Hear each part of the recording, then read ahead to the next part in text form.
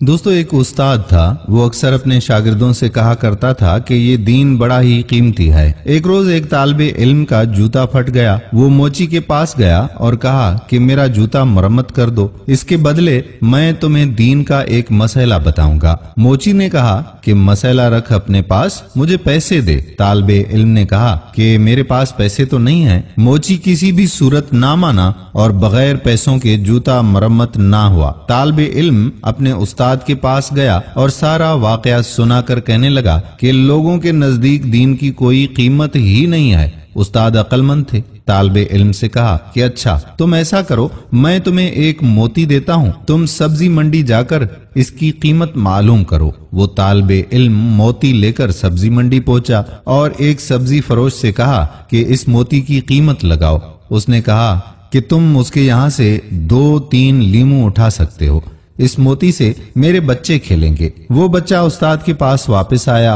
और कहने लगा कि उस्ताद जी, इस मोती की कीमत तो 2 या 3 लीमू है। उस्ताद ने कहा कि अच्छा, अब तुम इसकी कीमत सोनार से मालूम करो। वो गया और जब पहली ही दुकान पर उसने मोती दिखाया तो दुकानदार हैरान रह गया। उसने कहा कि अगर तुम मेरी पूरी दुकान भी ले लो तो भी इस मोती की कीमत पूरी ना होगी। तालिबे इल्म ने अपने उस्ताद के पास आकर सारा माजरा सुना डाला। उस्ताद जी ने कहा कि बच्चे, हर तरह की कीमत उसकी मंडी में लगती है, दीन की कीमत अल्लाह की मंडी में लगती है। इस कीमत को अहले इल्म ही समझते हैं, जाहिल क्या जानेंगे कि दीन की कीमत आखिर क्या होती है। दोस्तों, हमारा दीन वाकई बहुत कीमती है। इस दीन पर चलें और इस राह पर ही कामयाबी है। इस दीन को पहचानें, क्योंकि ये मोती है जिसकी कोई कीमत नहीं होती। हम अपनी जिंदगियां अगर दीन के मुताबिक बसर करेंगे तो हमारी आखिरत भी संवर जाएगी और हम वहां शर्मिंदगी से